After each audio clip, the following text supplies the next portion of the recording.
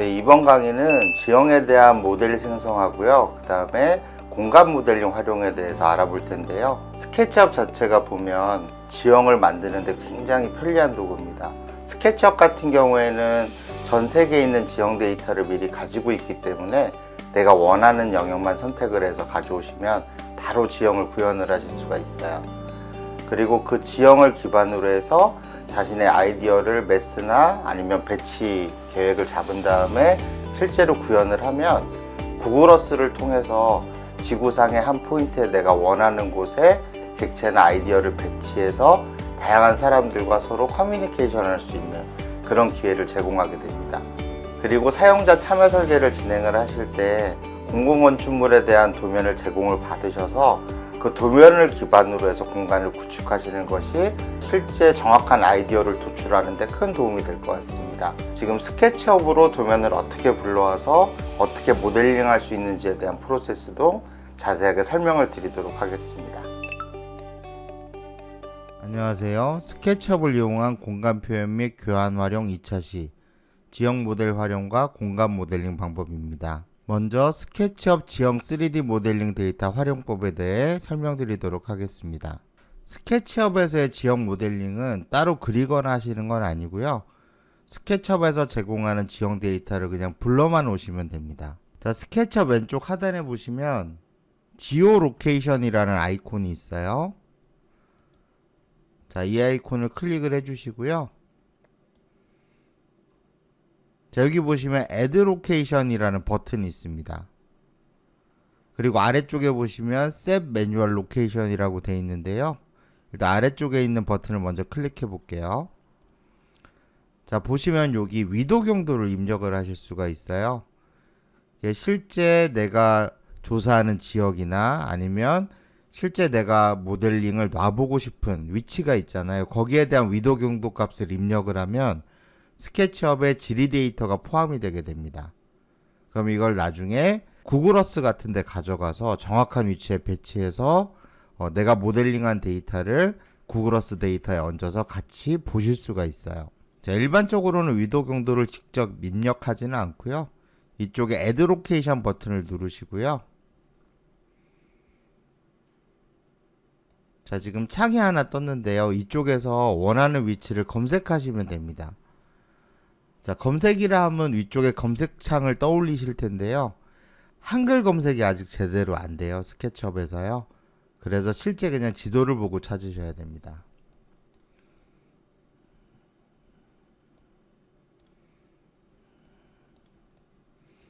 자, 왼쪽 마우스 버튼으로 지도상을 이동하실 수가 있고요. 휠 버튼을 내리거나 올리시면 축소 확대가 됩니다.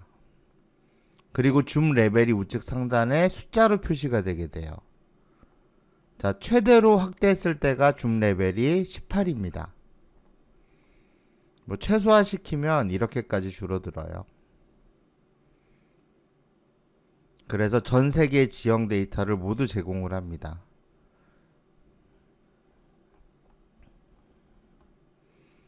그리고 보시면 여기 있는 지도의 표시 방법도 자, 이쪽을 클릭해서 지도 형태가 있고요. 위성사진 형태 이렇게 토글을 해서 보실 수가 있습니다.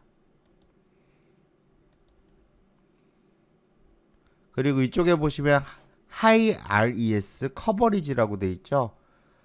그러니까 RES가 레솔루션입니다. 그래서 고해상도로 실제 덮여 있는 걸로 보여주던지 그렇지 않던지 하는 거를 이쪽에 버튼으로 선택해 주실 수가 있고요. 자, 일단 서울의 일정 지역을 한번 찾아볼게요.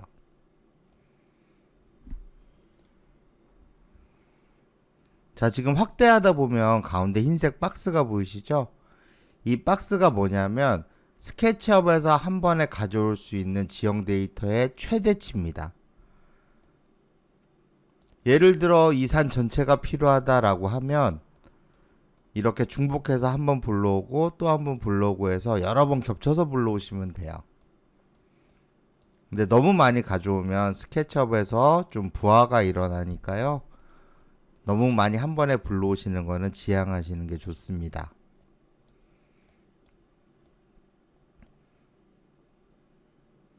자, 이렇게 확대를 해서 내가 원하는 지역을 찾는데요. 이쪽에 가운데 잘 보시면 더하기 표시가 있어요. 이쪽에 더하기 표시에 가운데 교차점의 위도 경도를 기준으로 해서 불러오게 됩니다. 지형 데이터를요. 자, 이렇게 원하는 영역을 선택을 하고요. 그 다음에 위쪽에 보시면 리전에 셀렉트 리전이라는 버튼이 있어요. 자, 클릭해 주시고요. 그 다음에 이제 여기에 지형 데이터 제공자를 선택하도록 되어 있는데요.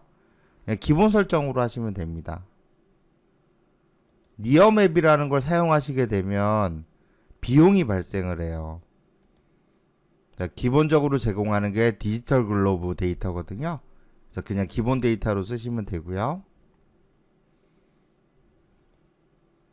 자, 원하는 영역만큼 이렇게 선택하시고, 자, 여기 보시면 또 동그란 핸들이 생겼어요.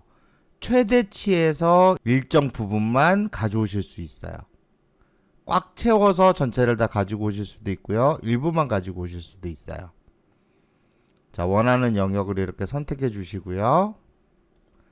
자, 그 다음에 임포트를 누르시면 이 지형 데이터가 스케치업으로 들어오게 됩니다. 자, 지금 불러왔는데요. 여기 보면 국가명도 갱신이 됐어요. 우리나라로 돼 있고요. 그 다음에 위도 경도도 갱신이 된 걸 보실 수가 있어요. 자, 예를 들어 이쪽에 좀 추가로 더 가져오고 싶다 그러면 제가 아까 중복해서 가져오면 된다고 말씀을 드렸죠. 이쪽에 보시면 아까 뭐라고 표시가 돼 있었냐면 add location인데 지금은 이름이 add more imagery라고 돼 있어요. 자, 이걸 클릭하시면 조금 전에 캡처했던 영역이 그대로 나오고요. 자, 이 상태에서 이렇게 끌어서 일정 부분 중복되게 이동시키신 다음에 다시 불러오게 되면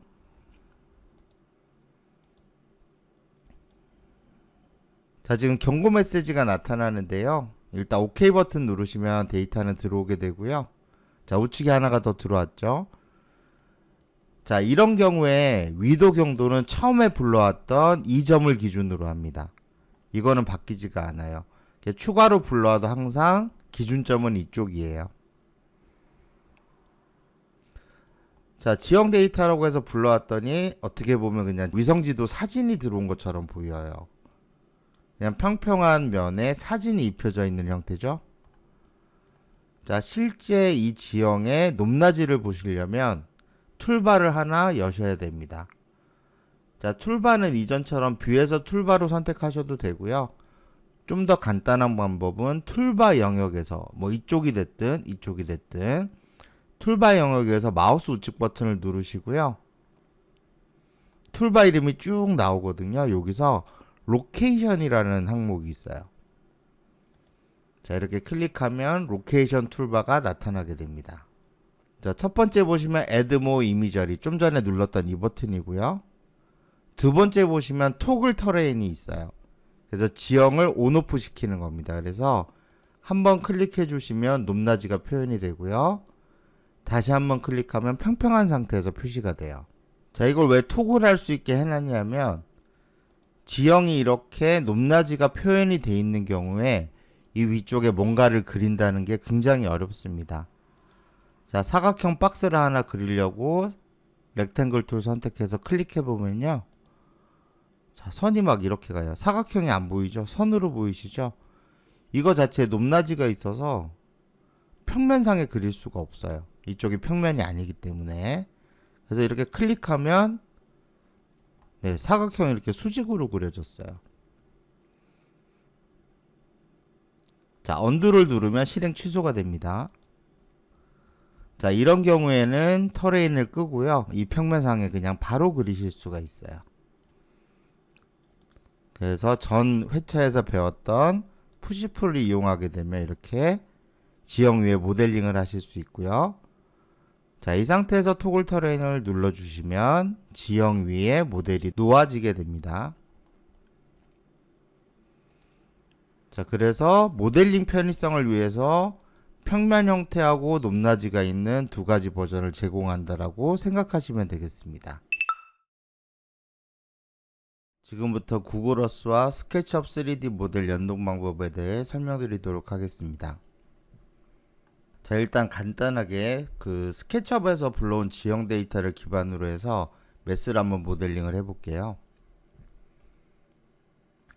토글 터레인을 눌러서 평면 형태로 만들고요. 스케치업에서 불러온 지형 데이터는 락이 걸려 있습니다. 그래서 수정을 못하게 되어 있거든요. 그래서 선택을 하면 바운더리가 이렇게 빨간색으로 나타나게 돼요. 자, 바운더리를 선택하고 마우스 우측 버튼을 누르신 다음에 언락을 선택을 해주시면 편집 가능한 상태로 전환이 되게 됩니다.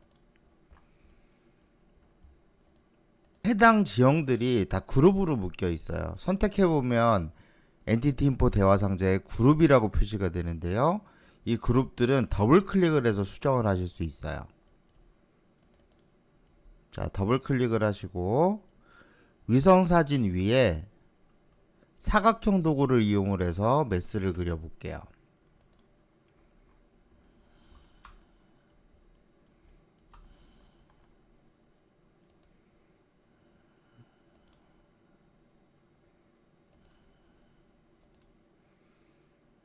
그리고 스케치업에 지우개 도구가 있습니다. 이레이즈 툴인데요.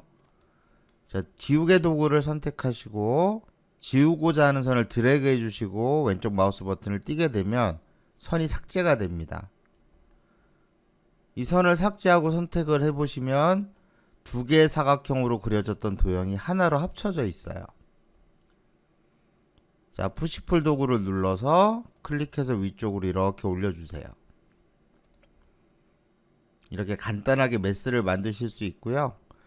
위성 사진이 있는 상태에서 작업을 했기 때문에 위성 사진이 메스에 그대로 입혀지게 됩니다. 자, 영역으로 지금 만들었던 모델을 선택해 주시고 모델상에서 마우스 우측 버튼 누르신 다음에 그룹으로 만들어 주세요. 자, 무브 툴로 이렇게 움직여 보시면 그룹으로 만든 부분들이 실제 지형에서 떨어져 있는 걸 보실 수가 있습니다. 이렇게 객체를 묶어 주실 때는 객체를 선택해서 마우스 우측 버튼을 누르신 다음에 메이크 그룹을 선택을 해 주시면 되겠습니다. 그리고 지금 이 메스는 현재 그룹 안에 속해져 있어요. 더블 클릭을 해서 수정하기 위해서 그룹 공간 안으로 지금 들어가 있는 거거든요. 자, 이거를 그룹 바깥으로 빼내셔서 작업을 하셔야 돼요.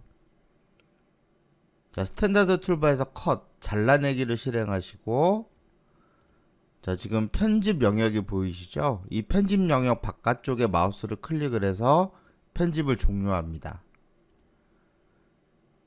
자, 그 다음에 붙여넣기가 있는데요. 자, 붙여넣기를 하게 되면 좀 전에 만들었던 위치를 다시 잡아주셔야 돼요. 자, 이런 경우에는 메뉴바에서 에디트, 그 다음에 페이스트 인 플레이스라는 기능이 있어요. 자, 이거는 붙여넣기 할 때 원래 있던 좌표에 그대로 붙여넣기라는 기능이거든요. 자, 클릭을 해주시면 처음에 잘라내기 했던 그 위치에 다시 붙여넣기가 되는 걸 보실 수가 있습니다. 자, 이런 식으로 스케치업에서 지형 데이터를 불러오고요. 메스를 하나 간단하게 만들어 봤어요. 자, 그러면 이 메스를 구글어스로 가져가서 호환을 해 보도록 하겠습니다. 자, 파일 메뉴를 누르시고요. 스케치업에서 어떤 형태로 내보낼 때는 익스포트 메뉴로 가시면 돼요. 그 다음에 3D 모델 선택하시고요.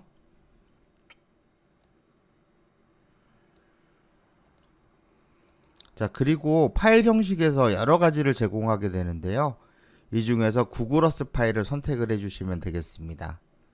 그러면 KMG라는 포맷으로 파일을 만드실 수가 있어요. 자, 테스트라는 이름으로 만들었고요. 옵션 잠깐 눌러서 보시면 자, 이 옵션 하나만 아시면 됩니다. 익스포트 히든 지오메트리. 그러니까 스케치업에서 작업을 할 때 숨겨 놓을 수 있거든요.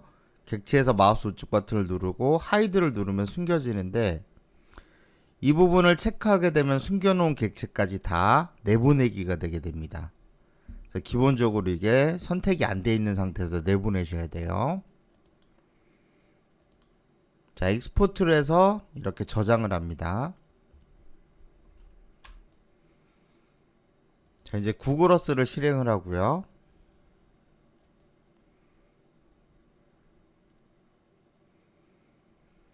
자, 구글 어스 위쪽에 보시면 메뉴바가 있어요. 자, 파일 누르시고 열기를 누르시면 됩니다.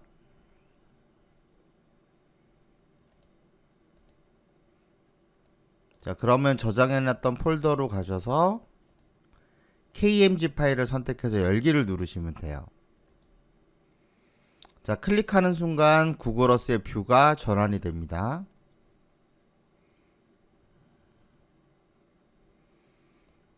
자, 이쪽에 보시면 아까 모델링 했던 메스가 보이시죠?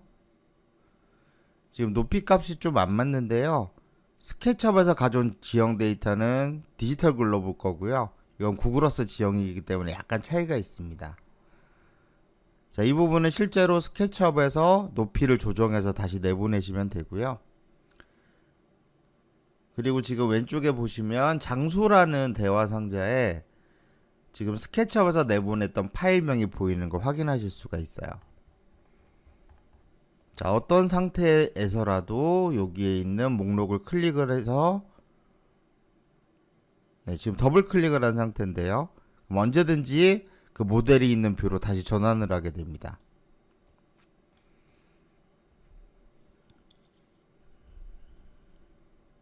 자, 학교 공간에 대해서 사용자 참여 설계를 하실 때 물론 내부에 있는 레이아웃이나 뭐 배치는 학생들의 뭐 아이디어를 반영하고 이런 것도 다 필요한 내용인데요.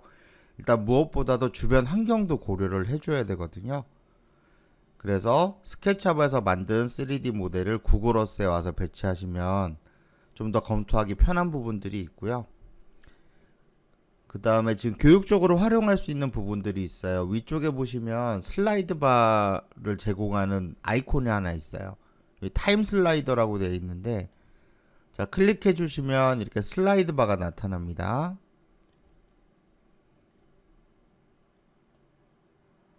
자, 슬라이드 바를 이렇게 움직이시면 내가 원하는 시간대를 설정하실 수가 있어요. 그러니까 일조를 조정할 수 있는 부분들이 있고요.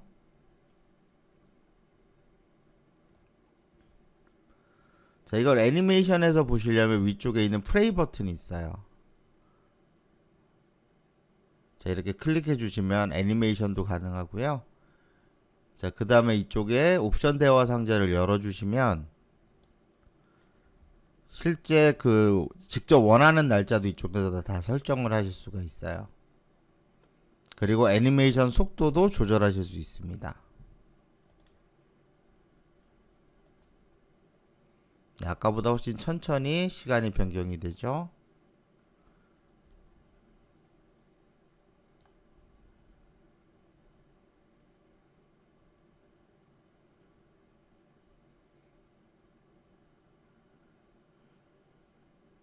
이제 해가 떠오르고요. 스케치업에서도 그 섀도우 툴바를 이용을 해서 간단하게 일조 시뮬레이션 해볼 수 있는데요. 주변 환경까지 구글 어스에서처럼 같이 보기는 좀 힘듭니다. 그래서 이런 부분들을 활용하시면 좋을 것 같고요. 자, 멈추도록 할게요. 자, 그 다음에 이쪽에 왼쪽에 보시면 타임 슬라이더라는 게 있어요. 자, 타임 슬라이더는 뭐냐면 구글 어스 상에서 이런 지형 데이터하고 위성 사진을 구축하기 위해서 항상 위성으로 사진을 찍어요. 위성으로 찍는 사진들이 어느 한 시기만 찍는 게 아니라 계속 반복해서 찍게 되거든요. 그래서 이쪽에 타임 슬라이더를 이렇게 움직여 보시면 과거에 찍었던 위성 사진들이 다 포함이 돼 있어요. 물론 이게 뭐 1년 단위 이렇게 해서 딱 그 어떤 간격을 지키면서 찍어지는 건 아니고요. 이쪽에 지금 데이터가 있는 상태에서만 표시가 되게 되는데, 자, 이 데이터가 중요한 게 뭐 네이버나 다음에 위성 지도 말고요. 이런 식으로 연도별 위성 사진을 보게 되면 이 주변 환경이 어떻게 변해왔는지 알 수가 있어요. 그래서 스케치업에서 모델링 한 다음에 구글 어스로 어떤 형태를 가져와서 뭐 컨텐츠를 이렇게 만들게 되면 학생들한테 교육을 할 때 다양한 교환으로 좀 활용하실 수 있는 부분들이 있어요. 뭐 지리적 측면이나 역사적 측면이나 이런 쪽에서 활용 가능성이 충분히 있는 그런 컨텐츠가 되겠습니다. 네, 지금까지 구글어스와 스케치업 3D 모델 연동에 대해 알아봤습니다. 지금부터 도면 기반 공간 3D 모델링 프로세스에 대해 알아보도록 하겠습니다. 자, 이번 학습의 취지는 두 가지로 볼 수가 있습니다. 하나는 학교 공간 혁신 사업에서 사용자 참여 설계에 대한 활용하고요. 그 다음에 또 하나는 스케치업을 이용해서 교환을 만드는 부분, 이렇게 두 가지인데요. 선생님들이 이제 그 사용자 참여 설계에 이제 참여를 하신다고 하면 선생님도 참여하시고 학생들도 참여를 하게 되잖아요. 그럴 때 현재 있는 공간을 3D로 먼저 표현하는 게 중요합니다. 물론 이제 뭐 3D로 굳이 모델링 하지 않더라도 논의할 수 있는 여러 가지 형태들의 뭐 커뮤니케이션 도구들이 있겠지만, 일단 스케치업으로 활용하는 부분에 대해서 지금 설명을 드리는 거니까요. 그쪽에만 좀 포커스를 맞춰서 말씀을 드릴게요. 일단 학교 공간을 이제 내가 원하는 대로 아니면 학생들이 원하는 아이디어를 접목시켜서 표현을 하고자 하면 일단 공간을 먼저 만드셔야 돼요. 그 공간을 만드는 방법은 여러 가지가 있겠지만 가장 기본적으로 하는 게 실제 이제 줄자나 아니면 측정 도구를 이용을 해서 실측을 하는 겁니다. 그래서 실제 뭐 바닥에 뭐 가로 세로가 어느 정도 되고 벽의 높이가 어느 정도 되고 이걸 하나하나 재서 라인으로 그려서 스케치업에서 모델링 하실 수도 있어요. 가장 좋은 방법은 그 학교를 지을 당시에 도면을 구해서 그 도면을 가지고 모델링을 하는 게 가장 빠르고 간편하게 공간을 구성하는 방법이 되겠습니다. 자, 도면은 보통 그 CAD 파일이라고 하는데요. DWG라는 파일 포맷으로 되어 있는 파일 형태로 도면이 만들어져 있어요. 그래서 CAD 프로그램에서 열어보시면 이런 식으로 보이실 텐데, 이거는 인테리어 도면입니다. 보통 학교 전체에 이제 건축 도면이 있고요. 뭐 거기에 따른 또 구조 도면도 있겠고, 그 다음에 상세한 부분들은 이제 인테리어 도면도 있을 거예요. 지금 이제 인테리어 도면으로 간단하게 좀 설명을 드리자면, 어차피 도면도 사람이 보기 위한 그림 중에 하나이기 때문에 그냥 눈으로 봐도 어느 정도 파악이 됩니다.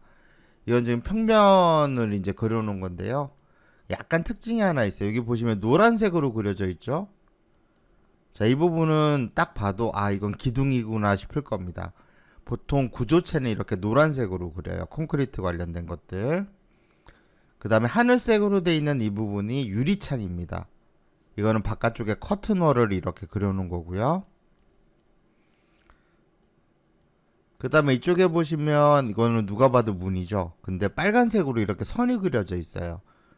자, 이 스윙의 방향이나 형태 같은 경우에는 문이 열리는 실제 그 반경을 표시해주는 그런 요소가 되겠고요. 실제로 이게 모델링이 되는 게 아니라 문이 이렇게 닫혀 있고 이렇게 열리는구나 라고 파악을 하시면 됩니다.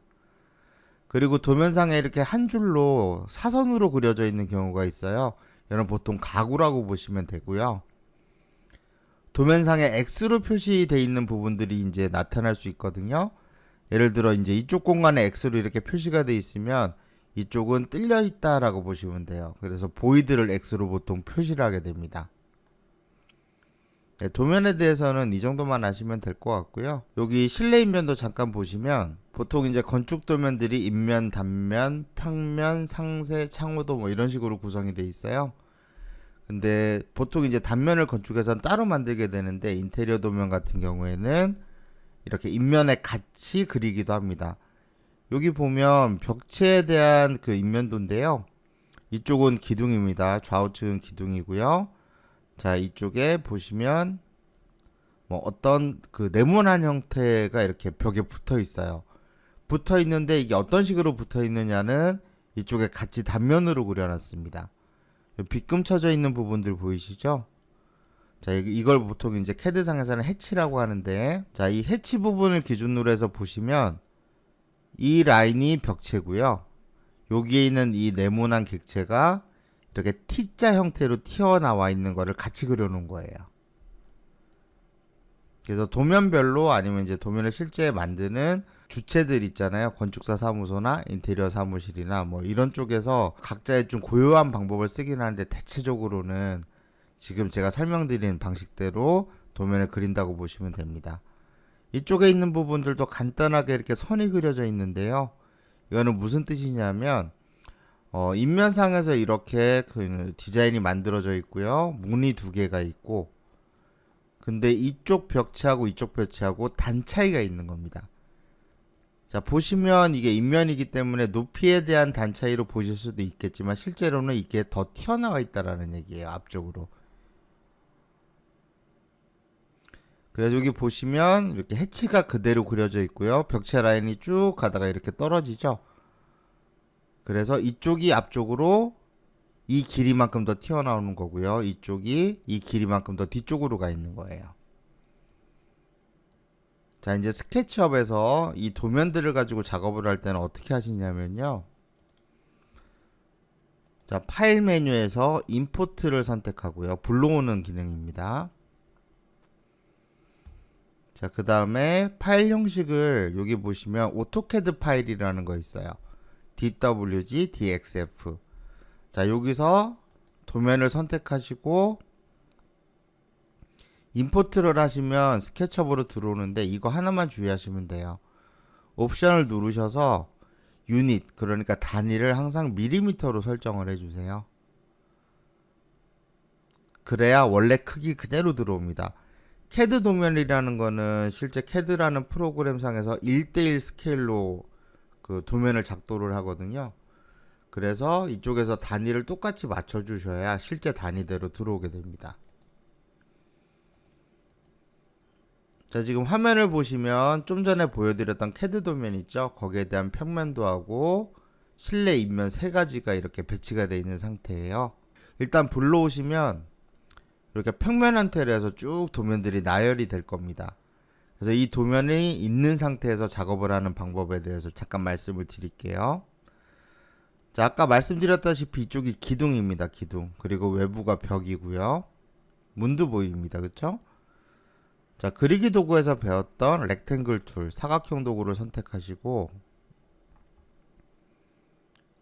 자, 지금 이렇게 갖다 대면 점에 딱 달라붙습니다. 커서가. 이거를 스냅이라고 하거든요. 그래서 끝점에 정확하게 찍으실 수 있어요. 자, 클릭해서 면을 만드실 수 있고요. 푸시풀 도구를 이용해서 면을 찍고, 자, 기둥의 높이는 인면에서 참고하실 수 있어요. 저는 지금 인면을 세워놨지만 선생님들이 도면을 가져왔을 때 인면을 세우는 게 생각보다 쉽지 않거든요. 그럴 때는 이쪽에 그 높이값만 보시면 돼요. CAD라는 프로그램에서 실제 이제 길이를 잴 수도 있고요. 스케치업에서는 라인 도구나 아니면 테이프 메저 툴을 쓰시면 되는데 선생님들이 이제 이전 차시에서 배웠던 라인 도구를 이용을 해보면 자, 여기 끝점 클릭해서 이렇게 갖다 대시면 우측 하단 VCB 창에 3000mm라고 나옵니다. 그러니까 층고가 3000이라는 얘기예요. 그래서 푸시풀로 면을 찍고 내가 돌출하고자 하는 방향으로 커서를 이동시킨 다음에 3000 엔터 이렇게 눌러주시면 기둥을 바로 만드실 수가 있어요. 자, 이쪽도 하나 만들어 볼까요? 다시 사각형 도구에서 면 만들고요. 푸시풀 도구 이용해서 이렇게 올리는데 선생님들이 만약에 인면을 이렇게 돌려서 세우실 수 있다면 그냥 도면에서 찍어 주시면 됩니다. 그러면 높이 값을 그대로 참조를 해서 반영을 하실 수 있고요. 자, 그 다음에 스케치업에서는 만든 모든 객체들을 항상 그룹이나 컴포넌트라는 걸로 만들어야 돼요. 자, 이렇게 기둥 처음에 만들었던 걸 이렇게 선택해 주시고 이 선택된 객체 상태에서 마우스 우측 버튼 누르시고 보시면 메이크 그룹이라는 거 있어요. 자, 메이크 컴포넌트는 반복되는 거를 묶어줄 때 사용하는 거고요. 그룹은 일반적인 객체를 이렇게 묶어 놓는 그런 역할을 합니다. 컴포넌트와 그룹에 대한 개념도 설명을 해드리면 좋겠지만 시간 관계상 일단 그룹으로만 하겠습니다. 자, 그룹으로 이렇게 만들어 주시면 묶여 있어요.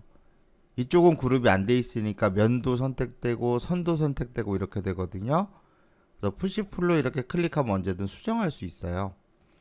근데 지금 그룹으로 묶은 것들은 딱 보시면 전체가 통으로 선택이 되죠. 바운더리로. 푸시풀 같은 거를 해도 실제 수정이 안 됩니다. 이 안에 있는 객체를 수정하려면 그룹을 더블 클릭만 해주시면 됩니다. 그러면 그룹이 안 묶여 있었던 때처럼 면을 이렇게 직접 수정을 하실 수가 있어요. 자, 보시면 이렇게 하면 좋긴 하겠다 한데 굳이 그룹을 묶어야 되느냐라는 생각이 드실 수가 있는데, 자, 스케치업의 특성이 있습니다. 어떤 특성이 있냐면 면이 인접해 있을 때 서로 달라붙게 돼요. 자, 푸시풀로 이렇게 올리면 형태를 금방 만들어내실 수는 있는데요. 자, 푸시풀이 딱 안되죠. 막힙니다. 이게 달라붙거든요. 한 번 더 돌출을 시켜주셔야 되고, 아래쪽에 보면 이렇게 구멍이 뚫려 있어요. 원래는 이 기둥처럼 하나의 완벽한 최적이 나와야 되는데 그렇게 안 되거든요. 이거는 스케치업에서 인접면에 달라붙어서 그런 거고요. 예를 들어 이런 경우도 있습니다.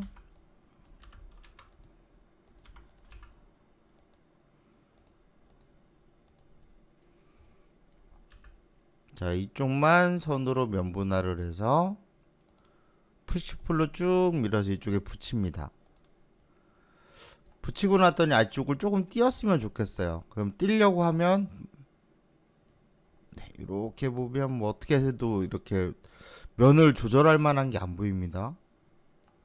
이렇게는 움직여져요. 서로 이렇게 움직여지는데 이거를 띄어낼 수 없어요. 그러면 이런 식으로 해야 돼요. 라인을 이렇게 그려서 푸시풀로 밀어서, 자, 이렇게 삭제를 해 주셔야 되는데 이것도 이렇게 흔적이 남기도 하고요. 제대로 안 떨어지는 경우도 많이 있어요. 자동으로 달라붙기 때문에 그런데 편의성 면에서는 괜찮은 것 같긴 하지만 나중에 내가 만든 형태를 수정할 때는 굉장히 불편합니다. 자, 만약에 이게 그룹으로 묶여져 있었다면 쉽게 해결이 되는데요.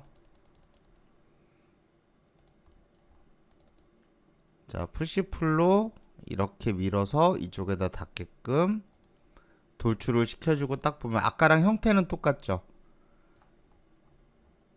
자, 수정을 하려면 이런 식으로 바로 수정이 됩니다. 그러니까 그룹을 잡는 순간 서로 독립적으로 객체가 작동을 하게 돼서 영향을 받지를 않아요.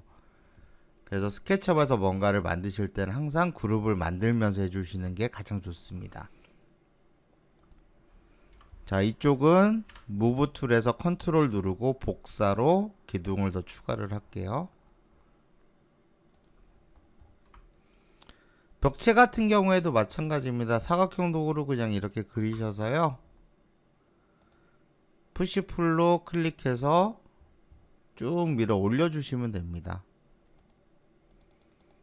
자, 그 다음에 그룹으로 만들어 주시고요. 이쪽도 마찬가지로 똑같이 만들어 주세요. 자, 이런 식으로 하면 기둥이나 벽이나 바닥 같은 구조체들은 금방 모델링 하실 수가 있습니다. 자, 이제 보면 이쪽이 살짝 복잡하죠? 자, 이런 경우에도 자, 사각형 도구로 그냥 한 번에 그리셔도 되고요. 아니면 라인 도구로 일일이 만드셔도 되는데 사각형 도구가 편하실 거예요. 자, 여기까지 해서 한 번에 딱 그려주시고요. 그 다음에 저기 도구 중에 하나 옵셋 도구 알려드릴게요. 저희가 편집 도구 2개만 처음에 알려드렸는데, 옵셋은 뭐냐면 여기 클릭하시면 내가 선택한 객체에서 간격을 띄워서 선을 복사하는 거예요. 이게 옵셋입니다. 그래서 이 상태에서 안쪽으로 쭉 내려와서 벽체에 있는 부분에 갖다 대시면 200mm라는 숫자가 우측 하단에 보이실 거예요. 이거는 벽의 두께가 200이라는 뜻입니다. 옵셋을 이용하면 이렇게 간격을 띄워서 복사하실 수가 있어요. 그럼 면이 이렇게 분할이 되죠. 안쪽에 있는 면을 선택해서 키보드 딜리트 키로 지워주시고요. 자, 그 다음에 푸시풀을 이용을 해서 위로 쭉 뽑아주시면 벽체가 만들어집니다. 이쪽에 보시면 겹치는 부분이 있는데요. 이거는 크게 문제는 안 되실 거예요. 자, 그 다음에 라인 툴을 이용을 해서 문이 이렇게 있죠. 문은 여기 문틀 바깥쪽이 있습니다. 이쪽에 선을 이렇게 그어서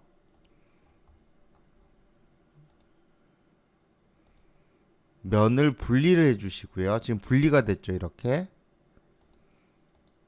이 분리된 면을 푸시풀 도구를 이용을 해서 위쪽으로 이렇게 올려주시면 문이 만들어져요. 자, 문의 높이는 도면에 있습니다.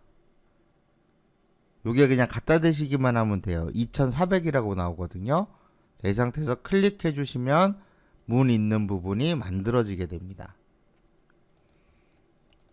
자, 여기도 그룹을 해주시면 되겠고요. 이쪽도 보시면 문이 있는데 이 형태랑 똑같이 생겼을 거예요. 자, 간단하게 그리면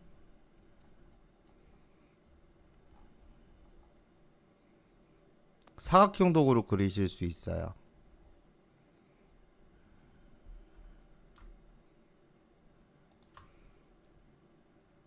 자, 푸시풀 이용해서 위쪽으로 이렇게 빼주시고요. 아래쪽은 이 높이하고 똑같이 맞춰주시면 문이 들어가는 공간이 생기게 됩니다. 이것도 그룹으로 해주시고요. 네, 이런 식으로 해서 도면을 가져와서 스케치업에서 모델링을 하면 실제 학교 내 교실이나 뭐 복도나 아니면 이제 목적으로 하는 공간을 아주 쉽게 3D 모델링으로 만들어내실 수가 있어요. 물론 건축 인테리어 쪽에서 쓰는 방식대로 쭉 알려드리면 좋겠지만 그럼 너무 전문적인 강좌 내용이 될 것 같고요. 이렇게 평면에서 간단하게 라인 도구, 그 다음에 렉탱글 도구, 푸시풀 도구 정도만 사용을 해서 만드는 방법에 대해서 설명을 드렸어요. 이 과정들은 스케치업에서 어떻게 보면 핵심적인 기능일 수도 있습니다. 지형 모델링 같은 경우에는 스케치업으로 아주 쉽게 풀어가실 수 있는 그런 아이템이 될 거고요. 그리고 도면을 기반으로 해서 만들어내는 부분도 스케치업의 다른 솔루션에 비해서 굉장히 최적화가 되어 있는 편입니다. 그래서 이 프로세스를 잘 기억해 두시고 실제 사용자 참여 설계를 하시거나 아니면 학생들을 위한 교환을 제작을 하실 때 활용하시면 아주 좋을 거라고 생각을 합니다.